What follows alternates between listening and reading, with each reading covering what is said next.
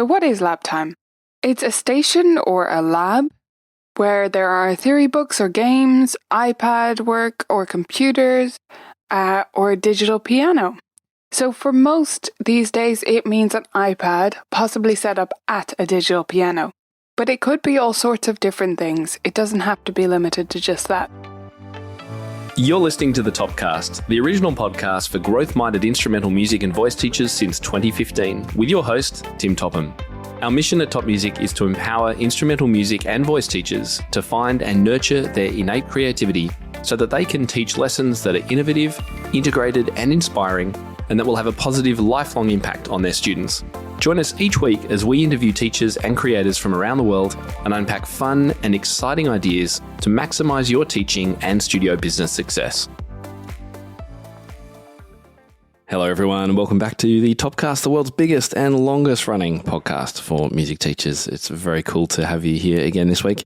And before I jump into today's episode, I did want to remind you about our Spotlight session, which is coming up. If you're listening to this as we release it, I think it is this week. It's on Tuesday, July 14 at 9 a.m. Pacific, which is 12 p.m. Eastern, 5 p.m. London time. This is our Spotlight all about group teaching options. So we're not just talking about big classrooms full of students and lots of investment in pianos and keyboards and everything like that.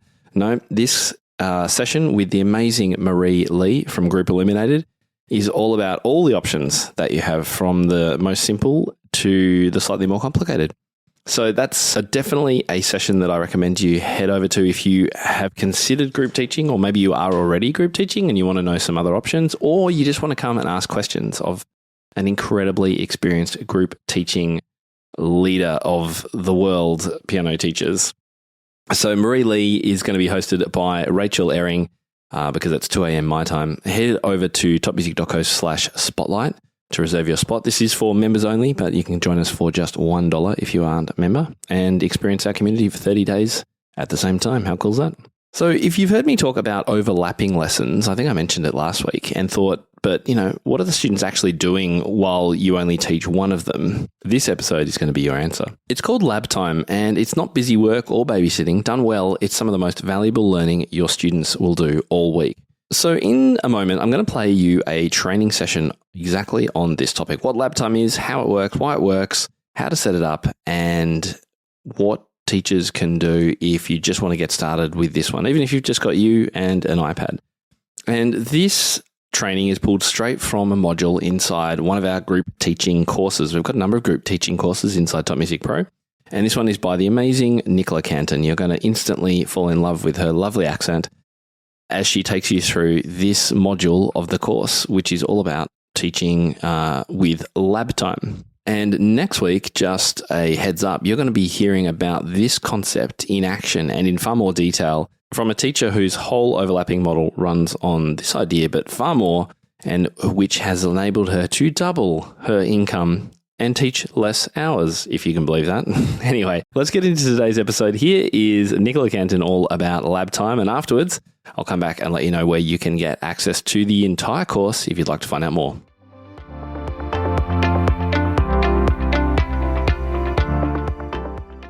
Okay, our next option for making more and teaching less is lab time.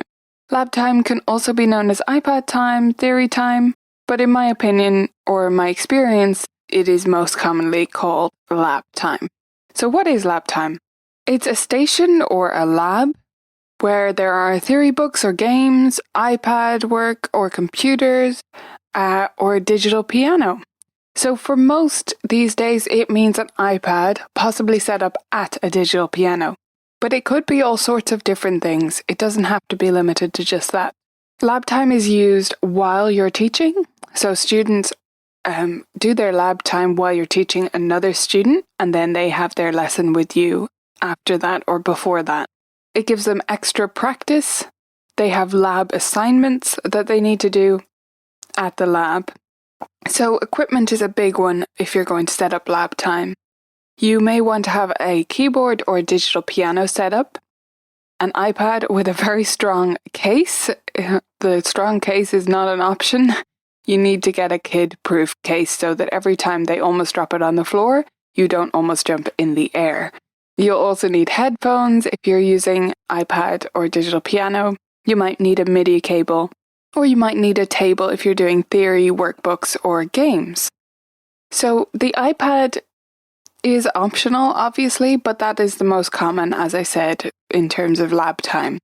And the best setup really is an iPad at a digital piano with headphones and a MIDI cable so that it can respond to the sounds coming out of the digital piano without actually making sound. So for apps like Piano Maestro, and I believe Flashnote Derby and others, they can actually sense the MIDI notes and use those as answers so students can play their answer.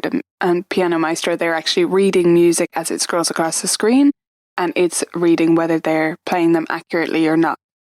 So that would be my recommended setup, is those things. So you'll want to take that into consideration when you're setting up your lab and considering the costs if you were to go this route. Okay, scheduling and leveling. Lab time is pretty easy to schedule. I mean, it's as easy as scheduling regular lessons because the student is just going to stay for extra time. So it can be before, it can be after. They're coming for a longer time, but it really doesn't affect your scheduling too much. There are no level requirements in terms of matching students or anything like that, so there's no extra considerations there. I will say, though, that this is not suitable for very young students. You need to have students who are able to work independently, and you need to have clear rules set up for them as well. Basically, you need students who can read, because then they can follow the directions and figure things out on an iPad, say, or a computer or in a workbook without calling on you too much. So you don't want this to become them constantly interrupting your teaching. You need them to be able to do it independent of you. In terms of fees for lab time, some teachers do this just as a bonus. It could also be 7.75 times your regular lesson rate. The same thing I suggested for partner lessons is what I would be suggesting here. Because you do need to consider the maintenance cost, the tech if you need to invest in it. Eventually it'll need to be replaced, right? These things don't last forever, and the more they're used, obviously they're going to wear and tear a bit. And they will need to be replaced or repaired from time to time. And you'll need to invest in apps if you're using an iPad. And you'll need to invest in new ones every so often so that things stay fresh and you can explore new ideas. The benefits of lab time then are that you make a little bit of extra income if you go with my recommendation to charge that little bit extra. It provides more reinforcement for your students so they get more practice with things. And in a way, it's practicing at the studio. Yet it won't replace practice time, I'm not suggesting that, but it does give them the immediate practice of things if you structure it right, directly after or before their lesson. So it can act as a warm-up or some beginning practice so that they don't forget stuff that you talked about at the lesson before they go home. It also might be that they have no theory workbooks at home, and that might be a huge benefit for parents who are struggling to get them to complete those pages, depending on the situation. So that's lab time. In the next lesson, we're going to talk about a similar concept called 20-20-20 or rotating lessons, which uses this in a slightly different way.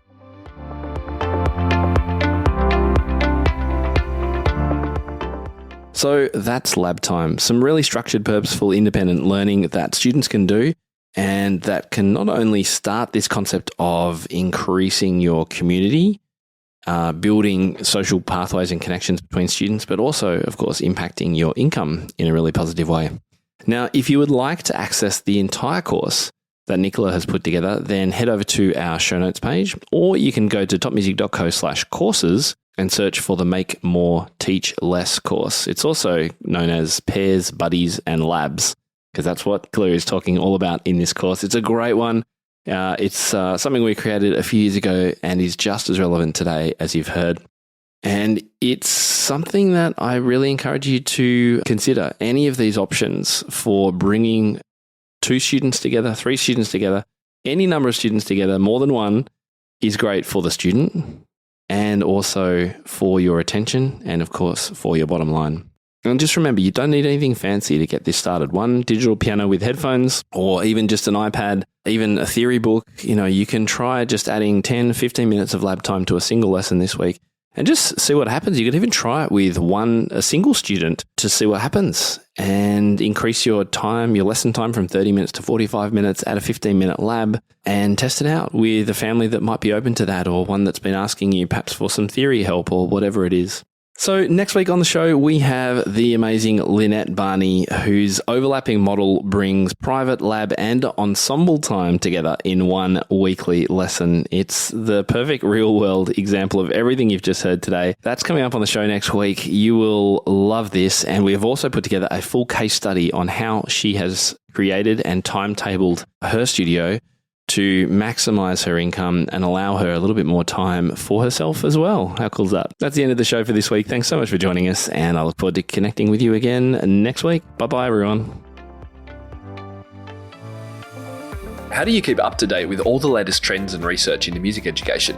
How do you connect with other teachers around the world and make sure your teaching stays fresh and relevant for students of all ages and stages, both now and into the future? I created our TopMusicPro membership to be the one-stop shop for music teaching resources, training, support and community, and I'd love for you to come and join us inside.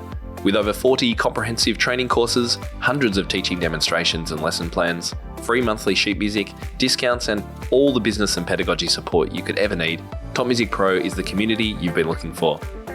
If you're ready to level up your learning from the podcast and join thousands of other teachers in our global network, head over to topmusicpro.com today. If you enjoy this show and want to hear more of our work, be sure to subscribe to this podcast wherever you're listening today.